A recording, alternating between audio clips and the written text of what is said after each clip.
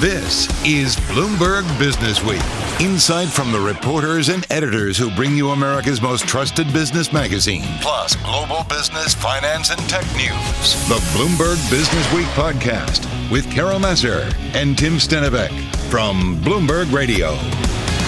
We're keeping a close watch on shares of Tesla, Tim. It is down about 13%, just off its worst session, or worst level, I should say, of the session today. Yeah, lots of superlatives to go with here. It's the top decliner in the NASDAQ 100. It's the biggest drag in the S&P 500. It's down the most in a year to its lowest in, months at this point. Investors loved the stock last year, Carol, sending it up 101%. New year, new Tesla. Yeah, absolutely. And that is really thanks to Elon Musk's pitch for investors to look past slower sales growth that fell flat.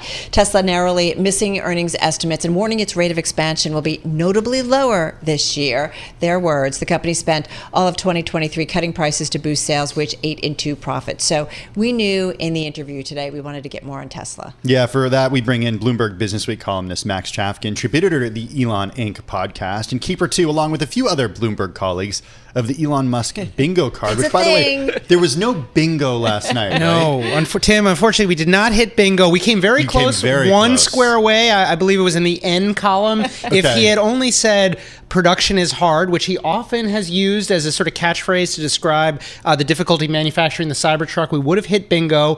But I think possibly in an effort to kind of try to not have tons of bad news, he soft-pedaled some of those difficulties on the earnings call. You saw your bingo card, apparently. Well, one thing that wasn't on the bingo card was not providing guidance on the number of new vehicles for 2024, which I think surprised a lot of observers. You know, and not only that, but you also had him saying, essentially, we're in between two waves of growth. I mean, in effect, saying this is not going to be a great time. He's saying sort of two things going on. One is that they're struggling to make Cybertrucks. They've pursued this incredibly ambitious design.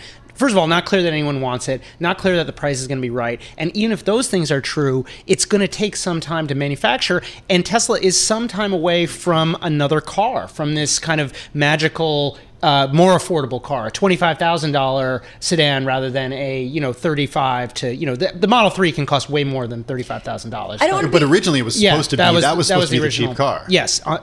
Don't want to be naive here, but so many times he's been counted out, and then it just takes a few weeks or a few months of sleeping on the factory floor, and all of a sudden they pull something out. So how do you, as someone who has tracked Tesla, Elon for a while, kind of look at this situation? So, are they maybe really between two cycles? Yeah, well, I think first of all, it's important to say that Tesla swings around a lot, and we saw it drop a lot ahead of the beginning of 2023. It then kind of bounced back. It grew in this huge way, largely because as you were saying that they cut prices, sales went up, and investors were willing to bet that wasn't going to hurt margins that much. And two things have happened: margins have gone down, and the demand has not been there. And so much of this stock trades on expectations, on what is Elon going to do next. And we saw him yesterday kind of try to do that. He was talking about Optimus. That's this kind of robot. It feels, it's hard to say that it's a real product, although Elon Musk was out there saying, hey, this is going to change the economics of everything. And I think the question is, who is going to believe him? How many people are going to really buy into that as a near-term possibility? And then how do you value that? And I think the more Elon Musk promises and when he fails to meet those goals, then that hurts his ability to spin these fantastical yarns. I guess the question that I have is really about control, because Carol talked about this earlier, and it's something that he tweeted about a couple weeks ago. We kind of knew this was going to come up, but this is a guy who has now wants more of his company, and he wants, it's not a dual class share structure, so it's not like he controls it like Mark Zuckerberg does, and other leaders of tech, I put tech in quotes, tech companies. What did he say about more control? And just a reminder to everybody, he had a lot of control of the company. He sold a lot of equity to buy Twitter. Yes, so he sold down a bunch of his equity to buy Twitter, as you said. And in retrospect, looks like maybe not the best time to buy a flailing social media company. It's lost a lot of its value.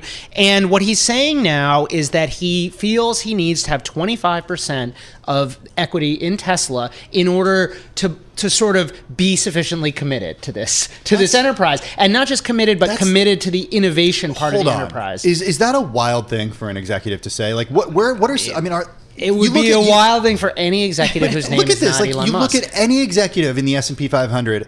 you'd be hard pressed to find one that isn't controlling a family-owned company or does not have dual-class share structure that has that type of control. And not only that, but like things have not gone great for Tesla over the past 6 months. Normally, when you ask for a massive pay raise that could amount to tens or even hundreds of billions of dollars in equity, normally you'd expect to do that on a high rather than at a time when the stock has been falling and so on. The thing is, Elon Musk has so much leverage over this company because so much of the company's value is tied up in his own identity. Yeah. It's, you have investors from time to time say, oh, we should consider a different CEO, but no one ever takes that seriously, no matter what Elon tweets, no matter, how weird he behaves on social media, because it's pretty clear that a lot of the value is tied up in investors' belief that he is going to be able to pull the next rabbit out of the hat, whether it's Optimus or full self-driving, Tesla's driverless car thing, or something else. And he has proved that time and again. But of course, nothing lasts forever. And at some point, it's not going to work. And and we're going to see a real test for Elon Musk. Max, it's so interesting, though, when we talk about Elon, we talk so much, of course, about Tesla. We talk about SpaceX. We talk about Twitter. We talk about the Boring Company. We talk about, Neuralink. I'm going through my list. We're talking about Elon, the person, the disruptor, the provocateur, who can say something and shake things up. We've got a great chart just to show that, its standing has been kind of weakening among the world's largest mega caps. Apple, Microsoft, way up top. Tesla's there, number 9, but it's a lot smaller than some of its other tech, brethren, if you will. Having said that, Tesla's really the core of his wealth, correct? And kind of his power seat. Yes, and I do think, one of the big mysteries, what is Elon doing with Twitter? Why is he starting an anti-woke AI company? That's this thing called XAI, and their product is Grok. It's sort of a chat GPT, but supposedly, politically incorrect.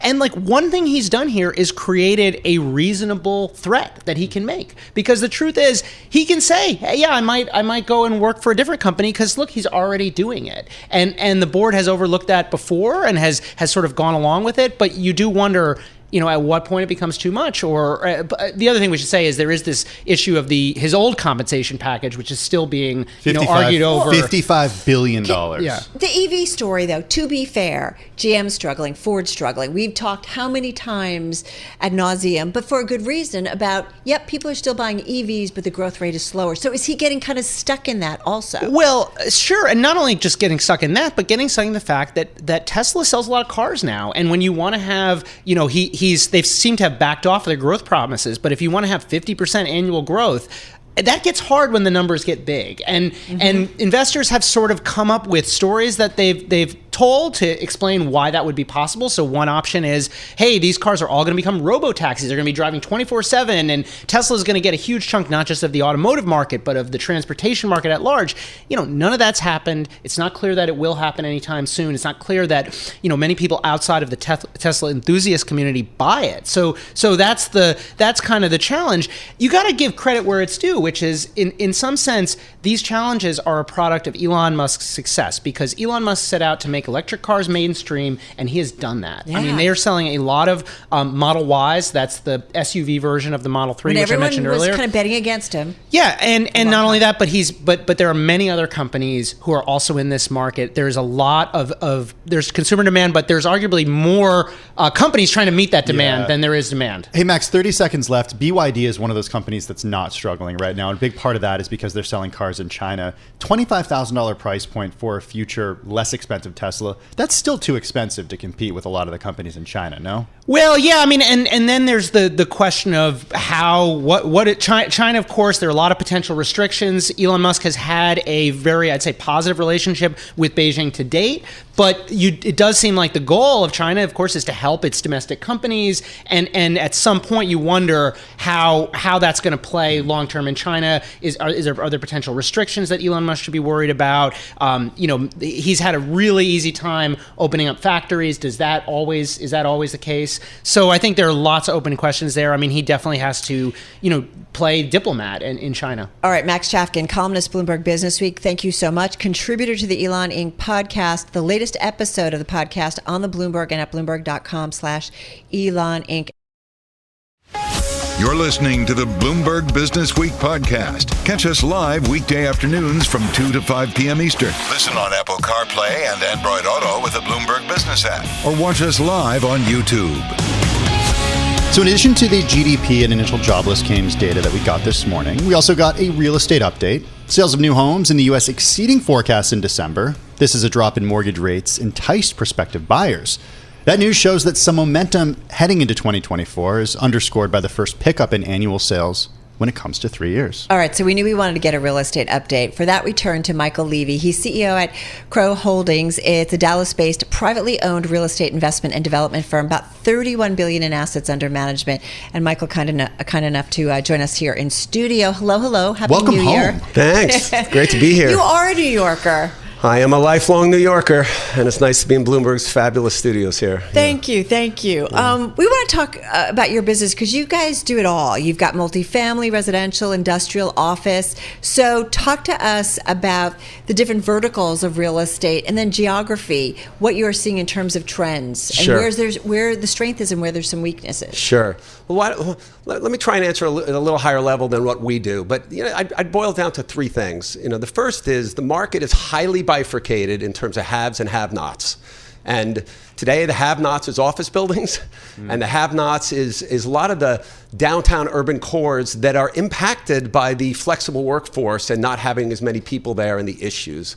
There's a lot of haves in the business today, which is the industrial sector and the residential rental sector, the data center sector. So it's a highly bifurcated, not painting with a single brush across real estate in any way. But you guys have some commercial office. We have we're building a fabulous mass timber building, the largest mass timber office building.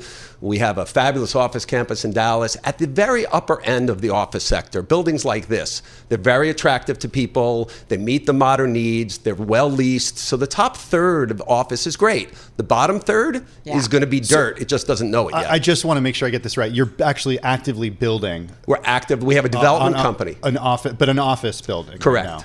It's the largest. But in Dallas. It's in Frisco, which is effectively Dallas-Fort Worth Metroplex. Okay, so when did you start? When did you make the plans for that? Versus after COVID. Right after. So how are you designing that in this flexible work environment that you described? First of all, the building is not made of steel. It's made of timber using a construction technology. So from a sustainability perspective, it's a much more sustainable building, which appeals to lots of corporations and individuals today. It's also physically beautiful because the interior is wood, so the structure is shown.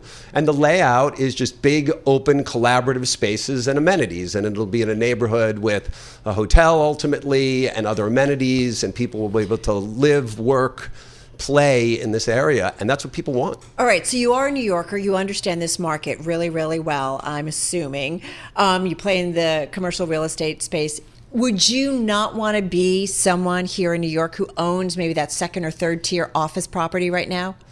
Like most things, it's all about what's your basis, your cost. But yes, as a general rule, let's just call it the bottom third of office buildings. A lot of these buildings you see, for example, on 3rd Avenue, for example, these are really tough properties that are likely to wind up in the hands of people who buy them at huge discounts to their value of just a few years ago and ultimately look to repurpose them. But this is a multi-decade problem. This is not going to be resolved in the next 2 or 3 years. So no crisis? There's not a broader real estate crisis. There is distress in the office space, but if you really look at the percentage of exposure that people have to this asset class in the totality of the real estate sector, it's relatively small if you talk to the banks and their exposure.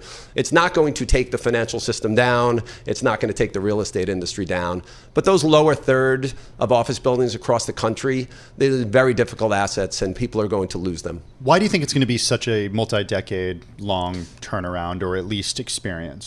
Well, one, you can look at things that have already happened, like the mall sector, which started to get disintermediated in the early 2000s, and you can see lots of dormant malls all over America. The issue is, one, it needs to, from a price perspective, get down to ultimately the value of the land so someone can redevelop it and it makes sense. And secondly, the entitlement process, going from zoning and entitlements. Communities and neighborhoods don't necessarily want to entitle you for apartments, for example, if you were zoned for office. And so this takes decades, and it's going to take decades. Michael, your company is 75 years old. Obviously, you haven't been there the whole time, but you guys have seen a lot of Just different 7 years, cycles. right? Yes. I mean, if you had one word, 2 words to describe the real estate cycle right now, how would you? And I know that's hard because different geographies, different types, but how would you describe it? Sure. I would describe it as we are just beginning to emerge because of the interest rate cycle and inflation. We are just beginning to emerge, literally just beginning to emerge from a very contracted, frozen period of time. 2024, it looks like, in terms of the capital markets and lending because of inflation and interest rates, the friction that's been in the business is beginning to be alleviated. So there's a capital market cycle that's been destructive with respect to valuation levels and transaction levels. But the fundamentals, rental growth, occupancy, with the exception of the office sector, have been great generally across the country in most major markets. You are obviously watching the rate cycle very carefully. Does it matter if the Fed does 2 rate cuts, 3 rate cuts, 5 rate cuts this year in terms of what it means for your business? I don't think there's a very direct correlation. I certainly would not speculate that 2 is bad and 5 is good. I can just say in general for our levered asset class, don't fight the Fed. And if the Fed is relaxing rates and they're coming down, that's going to be good for our industry in terms of transaction activity, financing, valuation levels, the grease that allows the industry to move forward. We recently spoke about a Bloomberg Big Take by our own Sean Donnan about how Americans are moving around, especially in swing states, and that could impact the presidential election outcome. You have people all over the country. You have businesses and properties all over the country. Give us some color about the demographic trends that you're seeing. Yeah. Look, there is no doubt America is moving to the Southeast and Southwest. Now, at one level, that's a 75-year trend when air conditioning started, but it has accelerated. It's sustaining itself. And it's a virtuous cycle. Cities that 30 years ago, as someone from New York you may not wanted to have lived in, today are vibrant and with restaurants and culture and food. And so this trend is continuing. Does that make you bearish on New York? I think... Be careful. There's a lot of New Yorkers now. I understand. New York has some very significant challenges, not as difficult as some other cities such as San Francisco. But the reality is our office buildings, this was a city that forever has been first work, second play, third live. Well, people are coming into the office a lot less. And if they come into the office a lot less, that means not only the office is occupied less, the retailers have less. It's hurting. Yeah. On top of people are... Not only people, but wealth and business is leaving the city and the state. You can look at the data for lower cost, higher quality of life markets. We got to run. Really a great perspective. Michael Levy, Chief Executive Officer of Crow Holdings, joining us here at our New York studio. This is Bloomberg Businessweek. Michael, thank you. You're listening to the Bloomberg Businessweek podcast. Listen live each weekday starting at 2 p.m. Eastern on Apple CarPlay and Android Auto with the Bloomberg Business app. You can also listen live on Amazon Alexa from our flagship New York station. Just say, Alexa, play Bloomberg 1130. So last week I get an email from my insurance company about renewing my auto insurance. You get this every 6 months. Why can't I buy a year of insurance, by the way? This happens every 6 months. You can't buy a year of insurance? No, they make me do it every 6 months. Huh. This email was different, though. $1,984.65 for 6 months of auto insurance. Yeah. Okay. $330 a month, up from $1,750 just 6 months ago. That's a 13% increase in just 6 months. Okay. That's crazy. I emailed my insurance agent, asked him what I could do, change my coverage, raise my deductibles, anything to get the price down. A few minutes later, he emails me back and he says, yeah, it's ugly out there. I think you need a new insurance agent. He's a broker, though. Like he has the view of everywhere in the market. I'm just telling you, I could buy a policy for a year, no problem. No, there are companies now in New York that don't even write insurance in New York anymore. Time to move to New Jersey, It's kiddo. a mess out there. All right, so the cost of auto insurance in the U.S. rose more than 20% in 2023. It's the biggest annual jump since 1976. That's according to data from the U.S. Bureau of Labor Statistics. Rates are up 37%, Carol, since January of 2020. All right, well, in the forthcoming issue of Bloomberg Businessweek, which is out on newsstands tomorrow, already online at Bloomberg.com/Businessweek, also on the Bloomberg. Bloomberg News auto reporter Keith Naughton gets at the reasons why insurance has gone up so much in such a short time. He joins us on Zoom from Detroit. So glad you are back with us to talk about this story. What the heck is going on and how can we help him? No, but you can't help me. What's going on? Well, there isn't much hope for any of us on the auto insurance front to compliment Tim's story. I was talking to another editor at Bloomberg today who lives in New York, and he said the insurance premium quotes he was getting on his new car were $500 a month. So it's like having 2 car payments on the same car. Oh my God. Why? Yeah. So the why here is that cars are just loaded with more technology now to help you avoid accidents. And those technological bits, it's cameras and sensors and sonar from bumper to bumper on the car, really drives up repair costs. And then those repair costs are being passed on through your auto insurance rates, which are skyrocketing. Okay, but Keith, and if you have... Keith, sorry to interrupt. I just want to make sure I get this point. If our cars are filled with this technology that helps us avoid accidents, shouldn't we be getting in fewer accidents and therefore there should be fewer repairs and insurance companies wouldn't have to pay out as much? Then my car basically drives itself. It's so much safer than rather me driving it, to be quite honest. Yes, that's way too logical. That's exactly what should be happening, but is not happening. And in fact, what's been happening since 2020 is auto insurance claims are going up, not down, despite all this whiz-bang crash avoidance technology that today's cars are laden with. The reason behind that has something to do with distracted driving.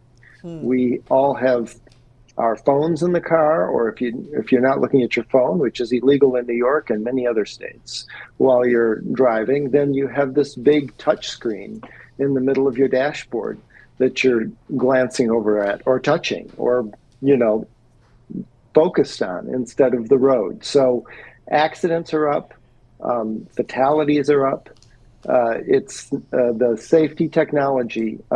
It might be helping us survive crashes, but it's not reducing crashes. I'm just going to tell you guys, I even get a dividend check at the end of the year from my insurance company, which I've been with for almost 30 years, since I was a teenage driver on my dad's policy, and I kept it. And then when they have a good year, we get a dividend check. So I'm going to have to talk to you. Wow. It's just I'm sorry.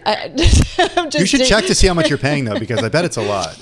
No, I do look, but I will check again. It's kind of wild. And, what I'm worried about is, wait a minute. I'm going to go on my soapbox for a little bit more here, Keith, because I do feel like I wish like traffic cops actually police driving too, because I do feel like driving has gotten more aggressive. People fly through stop signs. Like, I just feel like there's some stuff going on that it's kind of the wild, wild west on the road. But I don't know that relates to your story, but I just feel like people are a little crazy on the roads today, and maybe that's why when they get in an accident and they're also distracted, there's a lot going on, and so then it's just going to cost more. I don't know. 100%, Carol, and that's why auto insurance companies now, some of them offer you the option of attaching a device to your car so they can monitor your driving. If you prove to be a good driver, like I'm sure you would, Carol, then you actually get a reduction in rates.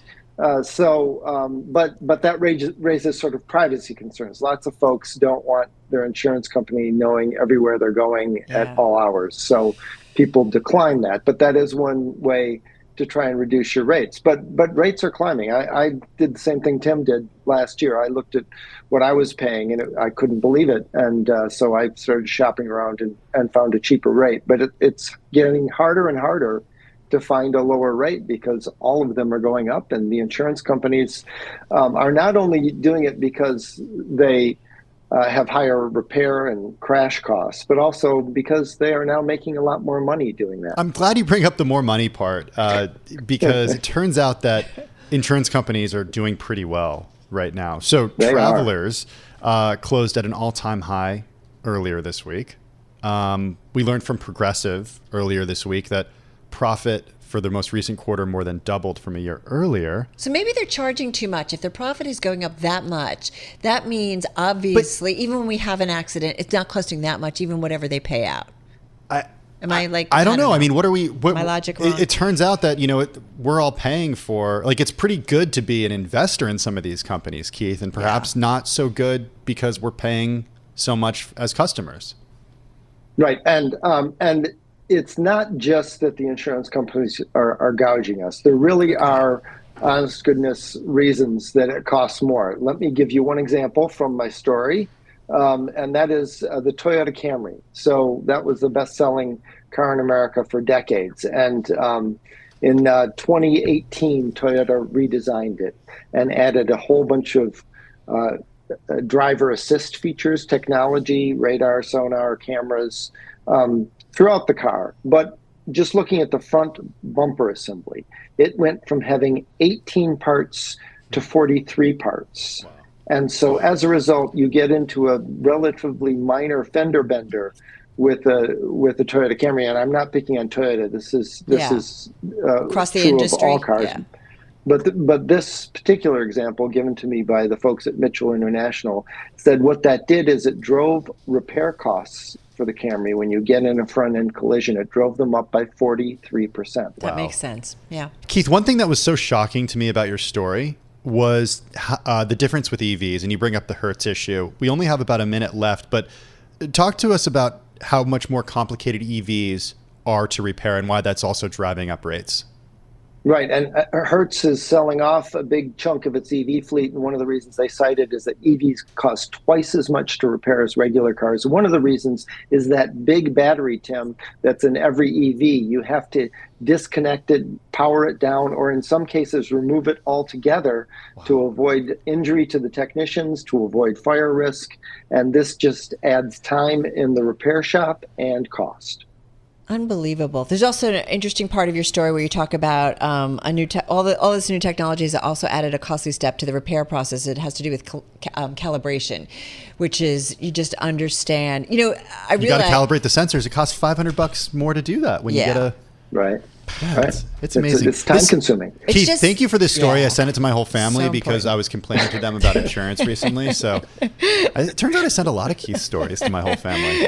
I know. There's a straight path. He writes about cool stuff. He does. And it makes so much sense. Thanks, guys. Keith, thank you. Bloomberg News auto reporter Keith Naughton. As we said, this is in the upcoming new issue of Bloomberg Businessweek. It's going to be on newsstands tomorrow, but it's already at Bloomberg.com and on the Bloomberg terminal. Actually, I think the newsstand today. Okay, go check out how much you're paying for insurance. Now you got for me car worried. Insurance. I know. I just saw the bill come in. Well, my husband just kind of slides it away. So maybe maybe he doesn't want you to see it.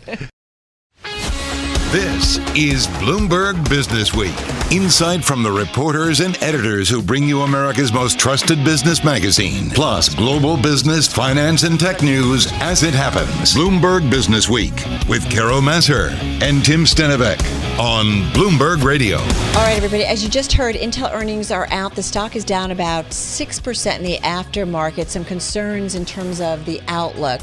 So we want to get to it, break down the quarter even more. Yeah, we got Dan Morgan with a senior portfolio manager at Synovus Trust joining us on Zoom from Atlanta. We check in with Dan in the wake of many a company, including Intel. Synovus Trust Company has about $18.8 billion in assets under management. That was as of last month. Dan, you have had about 5 minutes. Well, that's generous. About 3 minutes to look at these. That's a lot of time for you usually give me. Yeah, it is more of a time frame than we usually give you. As Carol mentioned, we're seeing shares move lower in the after hours. Before the call, we should note. What is your instant reaction to these numbers? Well, obviously, Tim and Carol, the guidance going into the first quarter is disappointing. Even if you look at the midpoint of that range that they gave in revenues, that came at $12.7 billion. Street was at $14.2 billion, and then that EPS number was a big miss. When you look at the area I was kind of focusing on, which was client computing, which is their chips that they sell to laptops and PCs, that pretty much came in with expectations 8.84. Why are you watching? Sorry, why are you watching? Why are you watching that segment? Well, Tim, I was really looking for a little bit of a rebound here in regards to PC chips. We know that Intel is behind both AMD and NVIDIA in regards to AI. We can talk about it a little bit later in terms of the chips that they have, but they had a pretty strong quarter last quarter in terms of that client computing group. So I was expecting that momentum to kind of carry over and maybe get a beat. But they came in line, which was fine. But obviously the guidance, Tim and Carol, for the first quarter was very disappointing. We're hoping for a little bit better than that. Yeah. Yeah. But especially after a blowout third quarter. Well, what's interesting too, and I'm looking at our write through by our own semiconductor king, and that is Ian King. And he says, though the chip makers' PC business is recovering, you were talking about this, it has been losing ground in the lucrative market for data center chips. Tim and I were talking earlier about, and even kind of on the residential side or commercial real estate side. I mean, data centers, people continue to build, they continue to need, they use a lot of energy. Does that worry you that they are losing ground in that market specifically? Well, that's been the conundrum for Intel, is that we know that we've talked about NVIDIA before on the show. There's been a huge adoption of their GPU chips, the A100 and the H100, which are their key, AI chips. We know that, for example, Advanced Micro Devices has their MI300X and MI300A that's both going to be coming out. They're going to be in that same space, which is the most lucrative so far, which has been data center for AI. Now, Intel does have some products coming out. They have their Falcon Shores. They also have their Habana Gandhi, I hope I'm pronouncing that correctly, 3. Those are their key chips that should help them in that space, but they're not coming out till later this year or maybe next year. And that, I think, Carol and Tim, has been really the hurdle for Intel competing in that data center space, is that they just don't have the same offerings right now as AMD and NVIDIA. How's Pat Gelsinger doing with turning the company around with the transition? Well, Tim, that's exactly what this is. This is a turnaround as they move towards becoming a foundry. They actually had some revenues they posted on this quarter from that. Also, in terms of getting back on top, I mean, Intel was the top player over AMD forever, just in terms of performance and everything. And they're kind of climbing a staircase back to get back to where they were before. So he's got a lot of moving parts, right? And it's just, getting AI chips out, getting the foundries up and running, getting that performance and so forth back to what it was to compete against AMD.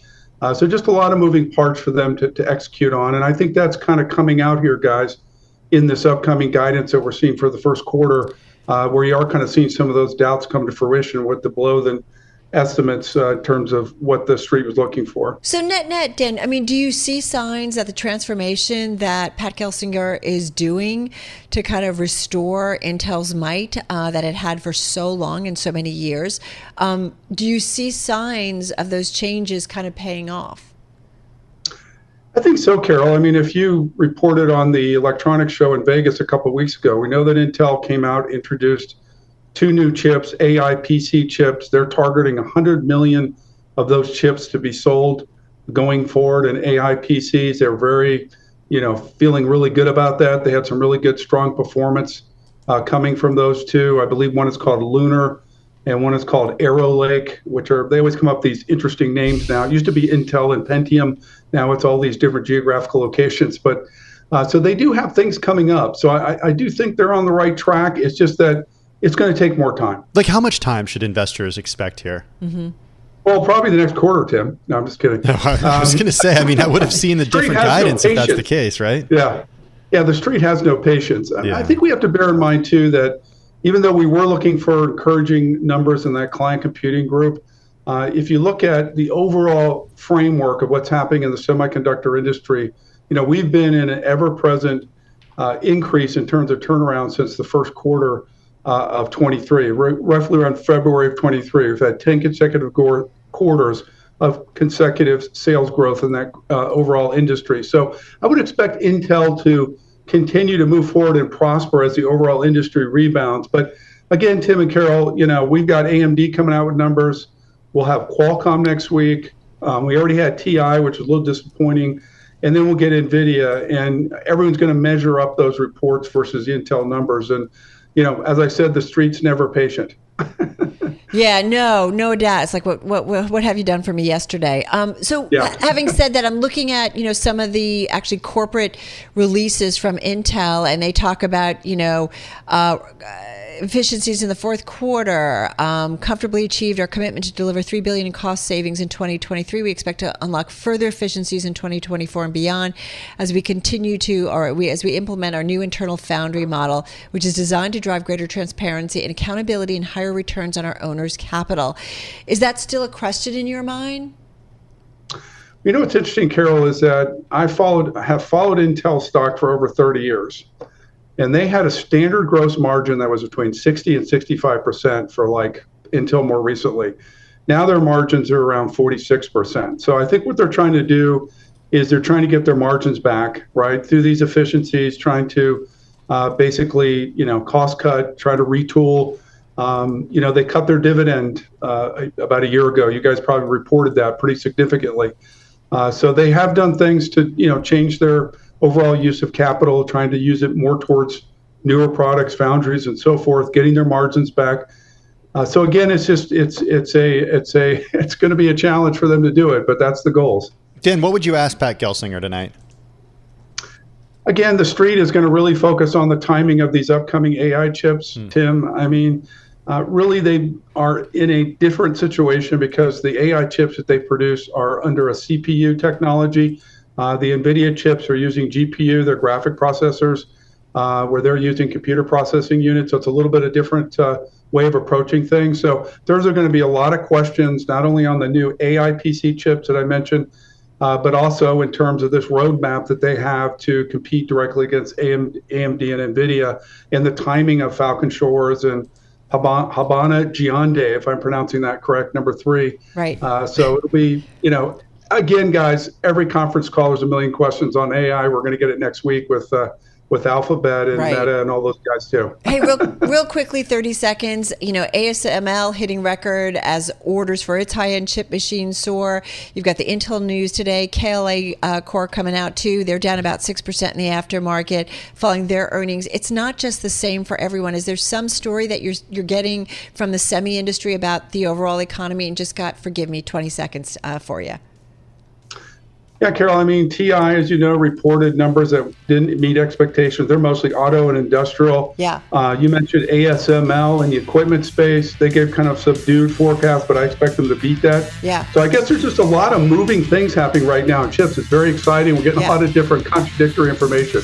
A lot of cross currents. Dan Morgan, but you make sense of it all. Senior Portfolio Manager at Synovus on Zoom in Atlanta. This is Bloomberg. I'm driving in my car.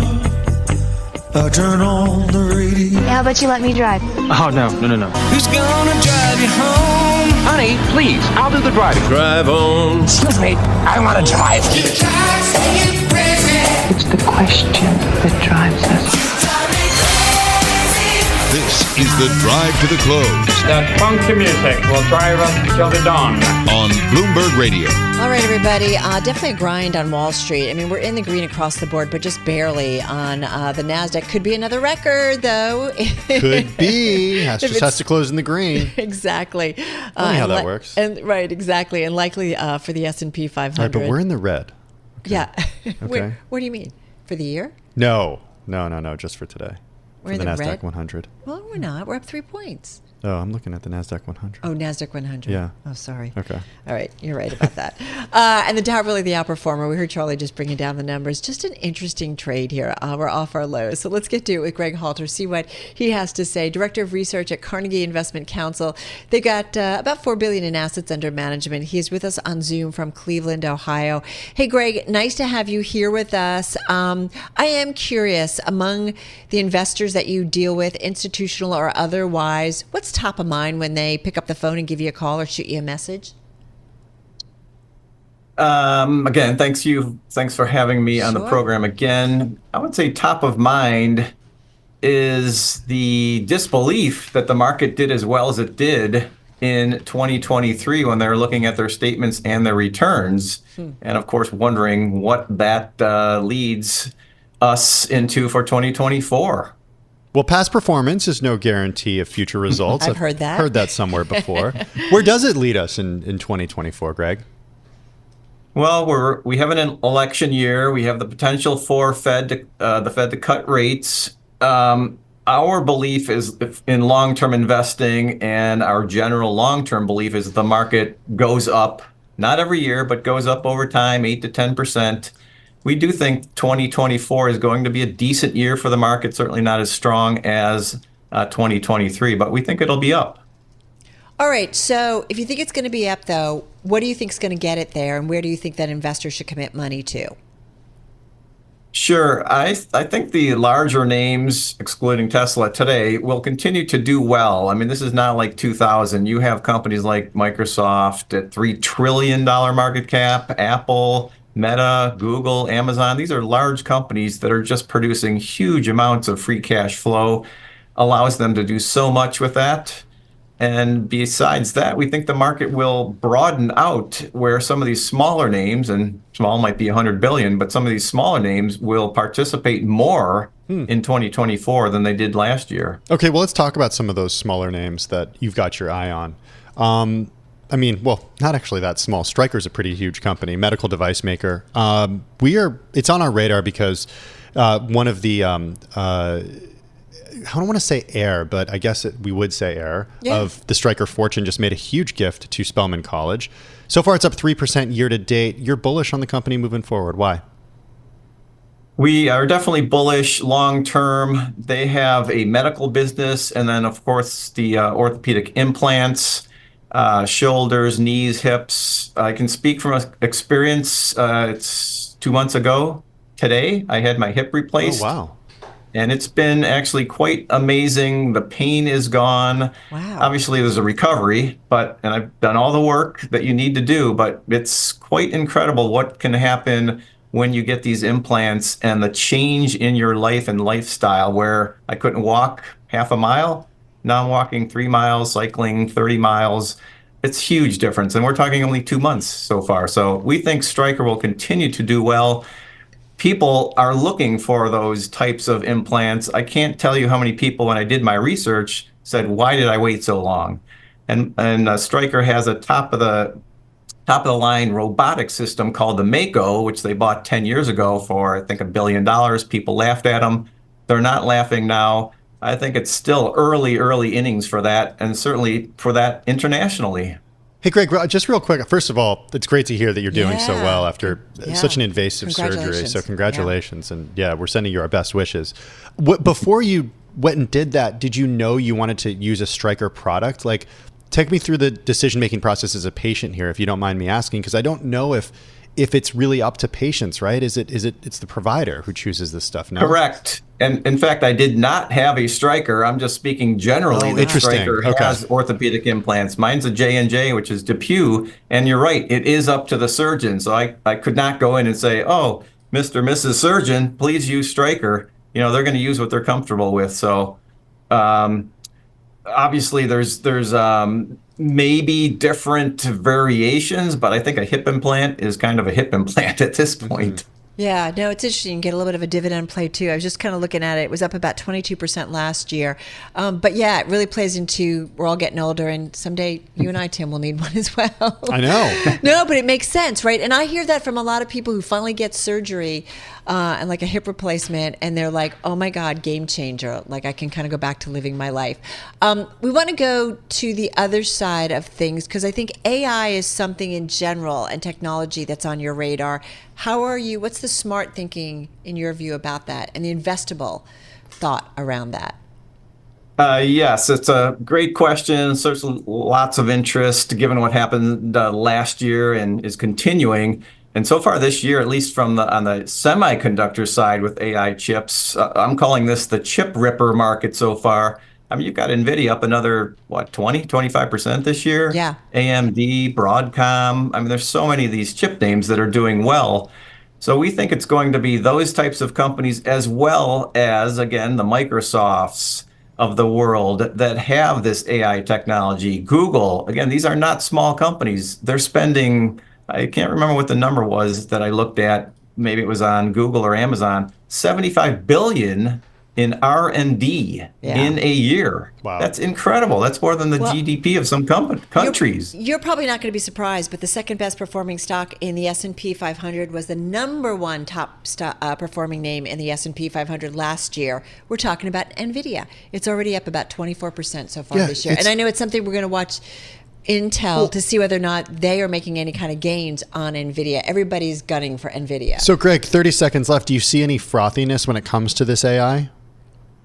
Definitely. I mean, again, you look at some of these stock charts and they're just spiking, in a flag pattern, if you will. That gets us a little nervous when you get so far away from the 200-day moving average. So there may be some weakness or softening there or pullback, but over the long term, it certainly seems to be a place to be. Not sure if we can jam this in, but we did have a story today. Alphabet, Amazon, Microsoft, they have to provide information to the U.S. FTC on their investments and partnerships with AI startups like OpenAI and some others. 20 seconds, is that anything to be concerned about? Any thought on that real quickly?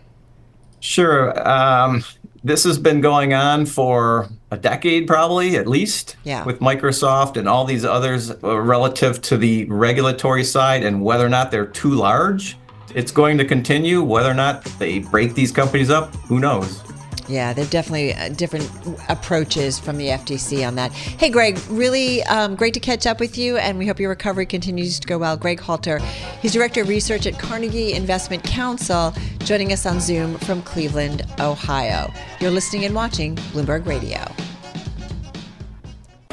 This is the Bloomberg Businessweek podcast, available on Apple, Spotify, and anywhere else you get your podcasts. Listen live weekday afternoons from 2 to 5 p.m. Eastern on Bloomberg.com, the iHeartRadio app, TuneIn, and the Bloomberg Business app. You can also watch us live every weekday on YouTube and always on the Bloomberg Terminal.